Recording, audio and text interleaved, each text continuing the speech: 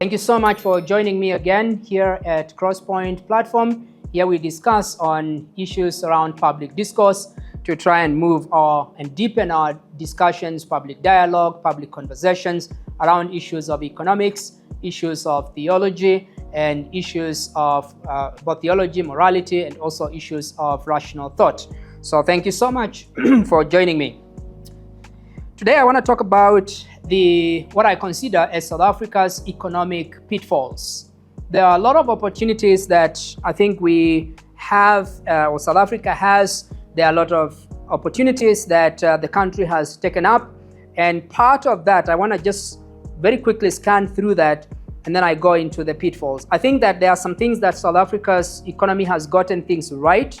If you look at the post-1994 era, the regime. And I think when the debate around getting policy right in the early 2000s was achieved, in my assessment. There's an interesting book that was written by a number of scholars, renowned and very accomplished scholars in South Africa and beyond, that was edited by one of my former lecturers, who is late now, Professor Vishnu Padiachi. The title of the book was The Development Decade with a question mark.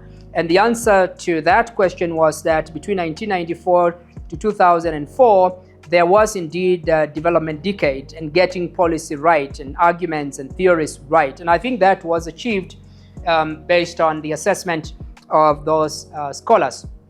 So that period was very critical in terms of theorizing development. Fast forward to the second decade, 2004 and into 2014, and you have an interesting shift and a bit of a mishmash of policy where we began to see the fragmentation of ideology during the second decade. You fast forward to the early 2010s and you begin to see conversations within the ANC itself around what was considered as economic transformation and then radical economic transformation. So the radical prefix becomes an interesting addition to that kind of debate, and it polarizes debate within the ANC itself, and it raises the question again in the early 2010s whether the problem in South Africa was monopoly capital or whether it was white monopoly capital. Again, the white prefix becomes an interesting debate in the early 2010s. So you begin to see that debate polarizing within the governing party, but at the same time guiding public discourse around the country. Because of that, there are several opportunities, and I think that is where, in my assessment, the idea of fragmenting discourse also with it came a faltering of the country itself. And I think if you look at the growth, GDP growth from the 2008 crisis all the way to the current, South Africa has not really, in data language, in a data sense, it has not really recovered from the global economic crisis, because the growth has been sub 1% all through, on average at least, up to this moment. So we've not recovered. Most other countries have powered their growth significantly. But for South Africa, if you look at the data points, it's only in 2020 that you begin to see a sort of a 6% growth. But this was because there was a very low base of 2019, of course, considering the dip or the negative growth that 2019 brought with. This was during COVID-19. So on average, South Africa has been growing at sub 1%. And that is a very worrying trend. That has created a number of challenges, not least unemployment, which we have seen it rise all the way up to the mid-30s, now considered among some of the worst in the world. Inequality have endured, they have stayed. The Gini coefficient has remained the worst the widest in around the world also. And social issues, others that relate to, I said earlier, issues of gender-based violence. We have the quality of education, that I think there is a lot that the education sector has to answer for, but mostly, especially policy around education has to answer for. I'll talk to some of those, but there are some key ones that I want to focus on today. As a preamble, there's an interesting book that was written by Neil Ferguson, an economic historian, one of my favorites that I follow. And he wrote this book shortly after the global crisis, or when it was just about to end. And he talked about the 6 applications which the West used to rise into what it is today as, the most successful and prosperous region in the world, the Northern Hemisphere. And the 6 apps, he talks about competition as one of the major considerations or factors that was very consequential for the rise of the West. He also talks, secondly, about science and scientific discoveries as one of the most consequential. Thirdly, he does talk about medicine, and this, of course, relates to questions of healthcare and related. And then fourthly, he talks about consumption, the fact that you had a rising middle class that was able to consume what they were producing and even import more than they could consume, than they could produce, So this is important to look at how the internal configuration of the Northern Hemisphere, they sort of came together, according to Neil Ferguson, and how these applications were critical. But one last one, which I want to emphasize as far as South Africa is concerned, was work ethic.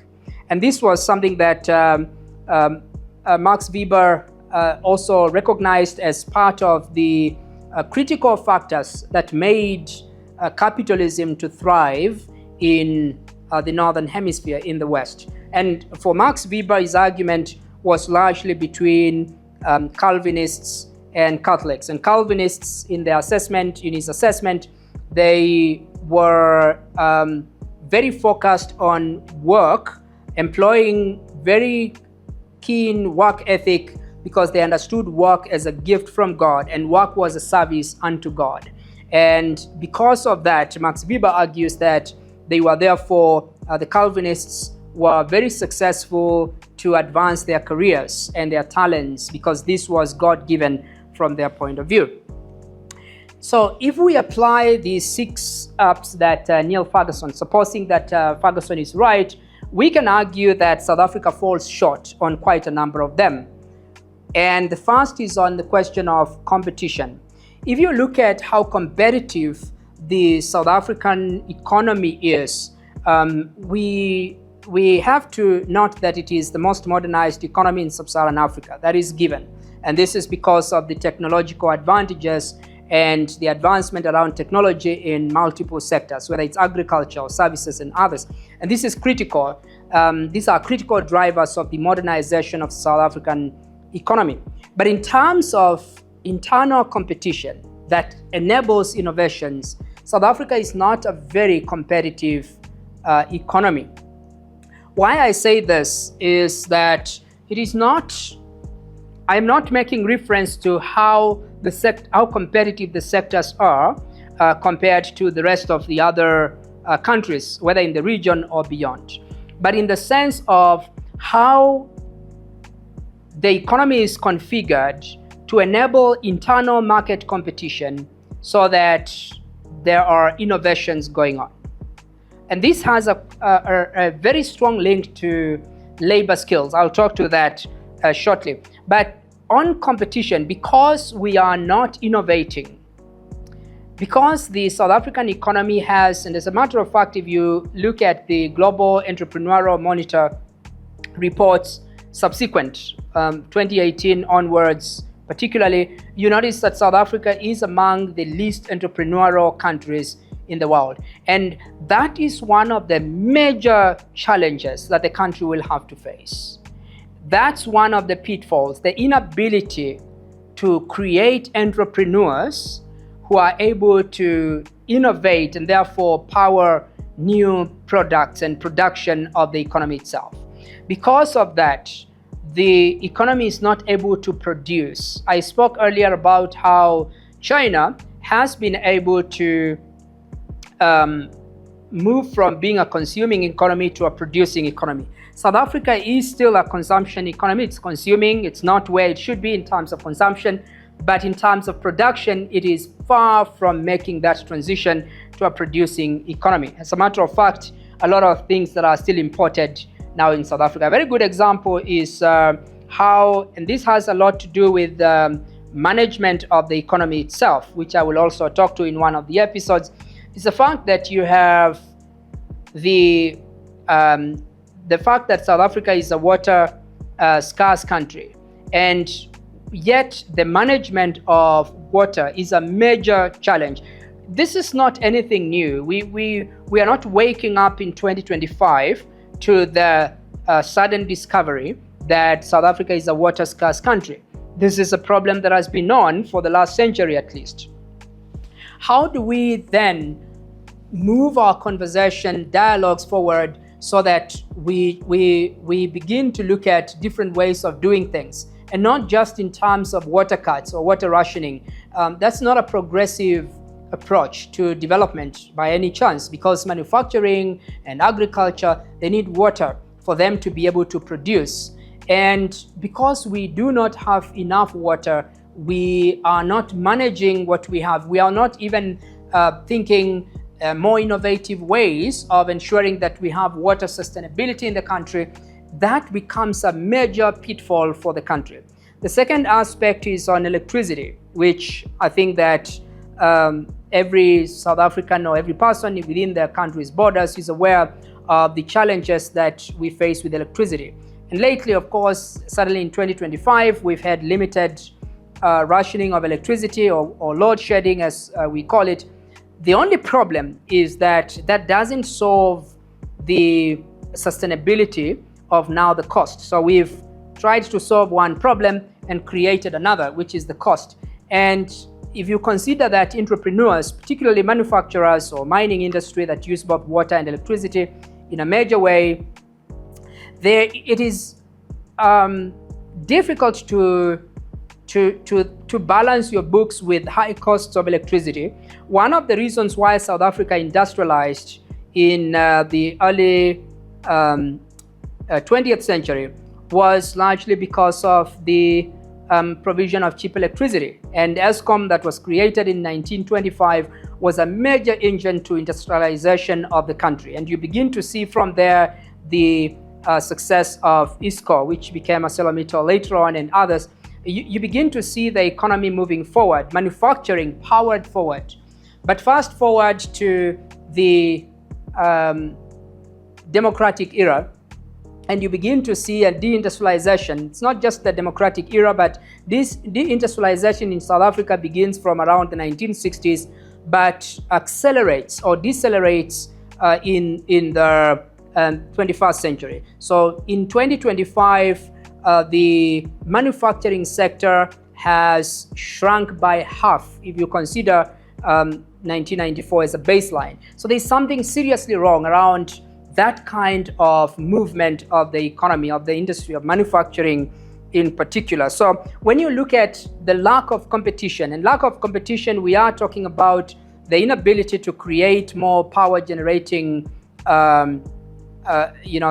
whether not just plants, but also competition within the energy sector itself. And the ideology that government has been pushing forward has really been that the competition even for Eskom should be limited.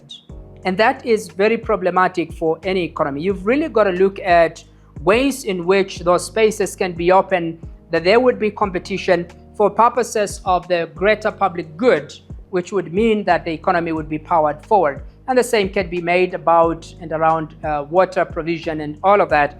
I think those are debates that we can have around the lack of competition and therefore lack of innovation around these sectors that are very, very critical. I think South Africa has made a significant progress in terms of security of property. I think it is, if you travel around, South Africa is one of the, at least in sub-Saharan Africa, countries that the security of property is guaranteed. And I think with that, if we apply Ferguson's theory, then South Africa does fare well in that particular indicator. Healthcare or medicine, South Africa fares really badly at the moment because of the lack of the sufficient health care, and even worse, and I will link that to the point I was making earlier on the discouragement or the sort of ideology that disincentivizes competition, which is the national health scheme that has been put forward. I think it has some interesting clauses in it, but one of the difficult concerns that I think even the health schemes in the private sector had issues with, which is why they've taken the government to court in this regard, it is just the disincentivizing or discouragement of competition. The fact that these kinds of schemes should not be offered in the private sector. Government needs to take monopoly of that. That kind of thinking is very problematic from a development point of view. We really need to look at opening up those spaces for competition, because competition brings with it the question of innovation. And if we are not innovating as an economy, we are going to be overtaken by other innovating economies around the world. And Ethiopia is one of the very interesting countries that is emerging as a great innovator and powering forward with very high levels of growth. And again, when you are not innovating, it really means in the final analysis, your production levels are very low. And if we are not producing as an economy, therefore our growth or GDP growth stays extremely low. So there should be a very acute drive towards competition, enabling competition and innovation in the economy itself. Still staying with Ferguson's theory on the 6 apps that made the northern part of the globe to rise to the economic prosperous region that it is the question of work ethic. That's one of the major challenges that South Africa faces. My argument is South Africa faces double challenges. One of the challenges, this is insofar as labor skills is concerned. One of the challenges is, of course, the lack of sufficient skills.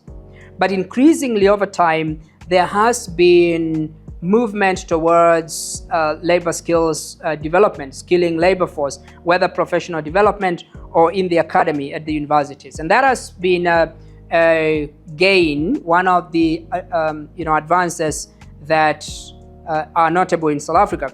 But if you look at the question of work ethic, which is very different from labor skills development, because this is part of professional conduct, the fact that you need to have professionals who do what is right, and there is an ethical and a moral aspect to that. There is also the fact that you have workers who maximize their effort and their talent, and this cuts across from government to private sector. The fact that you have government officials who are always in, and this perhaps is something that you will pick up from social media, that you have lack of service delivery. It's not often because there is a lack of skill, but it is because of a lack of work ethic. The fact that people don't take their jobs or their work seriously. And I'll talk to one of what I think is the reason why South Africa is in that state of affairs. But I do think that with all the universities, the new universities that are being built, with all the skilling that is going on in workplaces, one of the very consequential aspects that we really need to drive forward is professional ethics, work ethics. How do workers behave?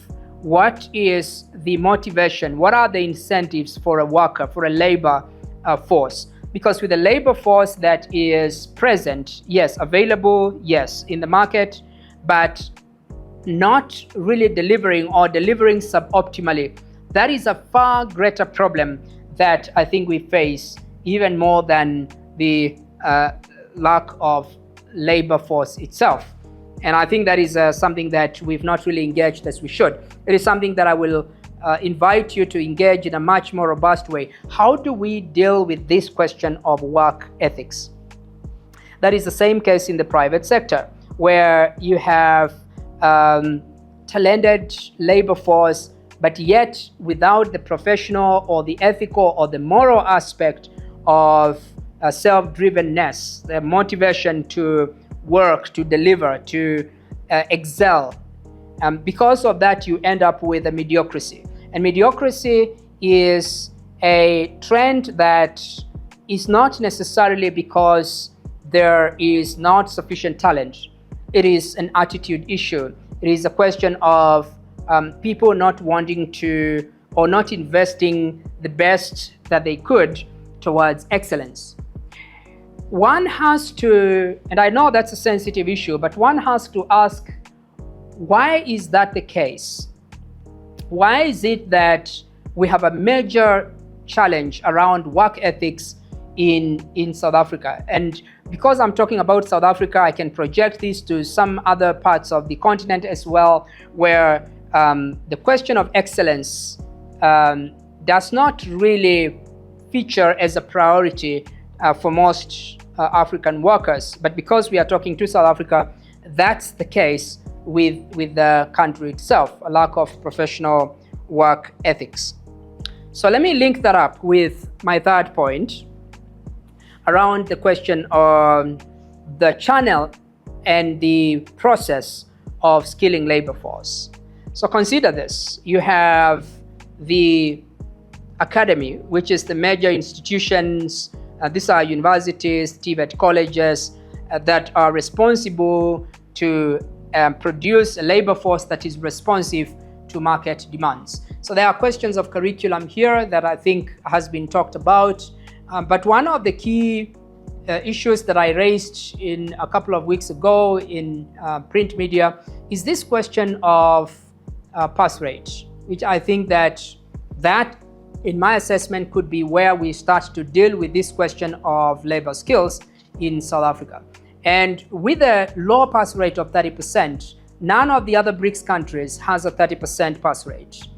South Africa in that regard only compares with Myanmar, a country that is not necessarily very stable, but at the same time that we cannot equate with South Africa in terms of the modernized economy that South Africa is. And yet, we've set the bar, the country has set the bar so low that the quality of graduates, quality of those who are going to university is at that standard of 30%. So that is the first component. If you consider that the pass rate, metric pass rate to universities is at 30%, extremely low. That cohort, the 30% graders who go to university, they find or they begin to compete with foreigners, both from Africa and other countries who come to universities with a much higher pass rate. So they are in university in competition with 60%ers, 70%ers. Naturally, you do expect the competition to tilt towards the favor of non-South Africans who have at least a much higher pass rate. That's in the academy itself. The logical consequence of that is that the universities ultimately produce more qualified, more entrepreneurial, more innovative foreigners, even though they are South African universities, than South Africans. This by no means is not to suggest that there are no innovators, or I'm talking of the 30% graders. Of course, there are South Africans who have your distinctions and 30% and there's 70%ers and so on. So that cohort is there. But for the most part, when you lower the levels to 30%, you have rather a large cohort, large percentage going to the academy that is competing with non-South Africans who are much more, or the competition was much more stiff for them in their respective countries as they come to universities. Then naturally the economy will want to uptake more of, without even considering the question of nationality, but companies, the private sectors will always want to look at who are the most qualified, skilled, and that now ultimately ends up being foreigners. So we set up that entire chain. We set up these young graduates for failure, in my assessment, in the labor market. Because that's the case, what really happens is in the academy, the if you go to the private sector from the university, competition is very high, pays are low. South Africa is one of the countries where if you want to earn or accumulate more wealth, you don't go to the private sector. Unlike most other countries in the world, you go to government. And even developed countries, if you want to make more money, you go to the private sector. There are more innovations there. There are more opportunities. In South Africa, it's the opposite, because wages within the government, within the state, are much higher. You end up with a cohort that went with a low grade, low pass rate to universities, and they don't end up in the private sector, they end up back to the government.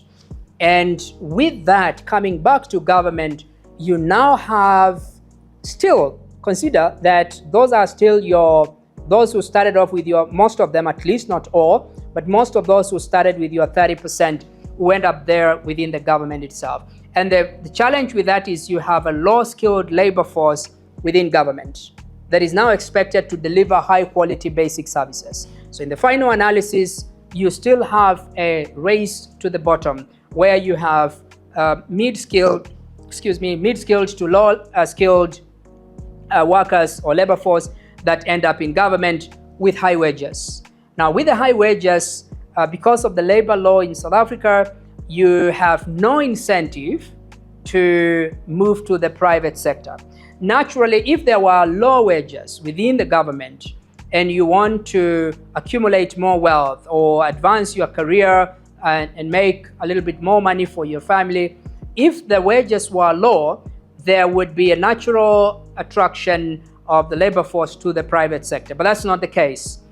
So anybody who wants to accumulate more wealth, they have to find their way to the state, both the high-skilled and the low-skilled. And the state has a very low barrier to entry. You don't really need a lot for you to enter into the state enterprise or the state sector. Consider also the fact that if you are within the state, you are employed by the state, at least permanent employees.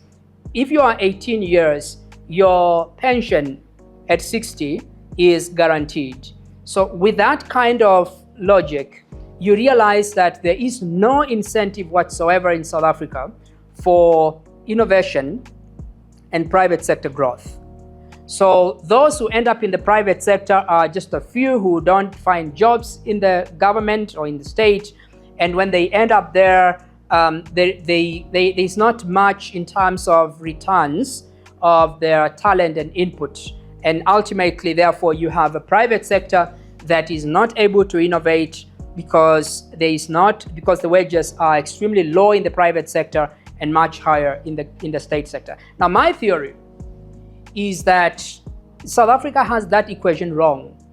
If you balance that out and you have higher wages in the private sector and lower wages within the state, you begin to incentivize the labor force towards the private sector.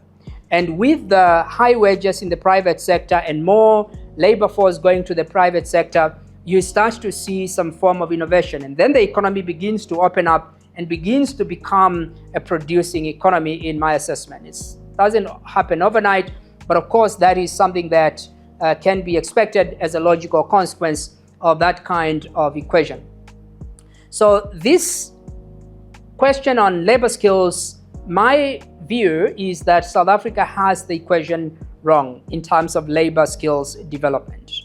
One might ask, and I listened to a lot of commentators and analysis that looked at how then do you solve this question of the residues or the hangovers of apartheid so that black graduates or black labor force coming all the way from primary to secondary education, they are able to go to universities. My argument is that you need to rather look at a supply-side intervention. Supply-side intervention would mean that instead of lowering the standards for entry to universities, you maintain those standards still high, but at the same time, you provide supply-side equipping and interventions. This means that we refine the skills of young black students or learners from primary to secondary. We look at, for example, an assessment of dropout rates, which are really high, at the moment, pre-matric dropout rates are very high in South Africa. You look at how can we minimize that? What are the key drivers of this kind of dropout rates? And how can we improve the performance of Black learners so that instead of getting 30%, they are at 60%, and then we pass them to universities as 60%ers or 70%ers with the rest of BRICS countries. So that supply side intervention is very critical. If you look at the data in terms of investment in primary and secondary education in OECD countries, you will realize that the GDP contribution, the percentage of GDP that goes towards primary and secondary is significantly high. Most countries in our continent, and certainly again back to South Africa, is that the GDP percentage is much lower. I think for primary and secondary it's at about 6%, if I'm not mistaken. And I think with that, you ultimately have to, you simply delay the problem of skilling and equipping, and you have to deal with that problem both at the university. You have to face that problem again in the labor market when they are out of university. When they come back to government, you still have to deal with the problem of lack of the right skills, and then in the private sector has to pay the price of that decision. So there are innovative ways that I think we need to engage and move beyond the ideological sort of polarizing perspectives that are trapped much more in more of what ideology says as opposed to what pragmatic assessment of the situation would really look like. And I would love to see an analysis, for example, that looks at that entire chain that I have described. One of these episodes, perhaps I can bring you figures where we look at the dropout rates, where we look at GDP contribution, where we look at the level of skills and the universities and the percentages of how many of them go to the private sector. I'll bring you figures in one of our episodes to engage data from that point of view.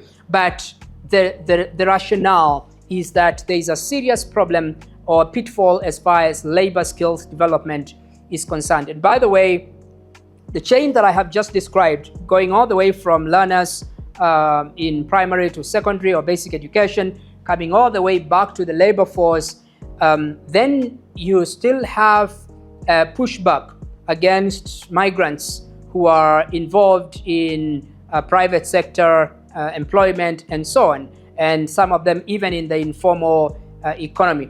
And the pushback is that they are taking jobs for Black South Africans, and that again becomes a question of where did we get that equation wrong at first, and how can we correct that chain all the way back to the labor force? That is an open question. I don't have the answers, but I can pose the questions for us to engage. And these are difficult conversations, but which we must take them forward from a policy point of view, from academic point of view, from analysis point of view, media, and to engage this in a way that is rational and in a way that looks at the issues just beneath the surface, and knowing that ultimately, if we want to achieve economic development, there is a particular building blocks that we have to get them right. And I think the labor skills one is one of those that we must get it right. Then the last point I want to make concerning South Africa's pitfalls is the question of leadership. I'll talk to that in the next episode, but just to introduce that, the question of leadership is I think a major one, and by leadership I don't just talk about political leadership, but I also mean private sector leadership, civil society leadership. And this is where leaders really need to step forward, diagnose the state of the country in a way that is not dismissive of the real challenges that are being faced. Who is responsible? What kind of ideological deficits are driving these kinds of outcomes that we see or indicators that we see? So a proper diagnosis of the development problem in South Africa. And with that, I think only then can we begin to ask ourselves, this is the problem, these are the challenges, these are where we are getting things wrong from a development point of view. These are the political choices that we have made which have ended us into the kind of unemployment, inequality, crime, and other social evils that we have as a society today in South Africa. And then ask yourselves as leaders, or we ask ourselves as leaders, how then, what is the vision? Where do we want to go beyond where we are? So the clarity of diagnosis, and secondly, the clarity of vision are very, very critical questions that we need to engage. And as I said, this is not just a matter of political leadership, but across the board, where every person who is in any position of leadership, you begin to see that the responsibility for you as a leader goes beyond the corner offices to the public good. What can you do with your talent, with your skill, with your gifts, with your opportunity to advance public good, and not just to advance a sectoral good or to advance a company aspirations or departmental aspirations, but to look at society as your client and looking at that is really what leadership is about. To move forward, step forward, and do something that is much bigger than yourself, much more influential, consequential, and that would produce an outcome of a society that you want to see. Thank you so much for joining me. This is Crosspoint, and I am Jason Musyoka.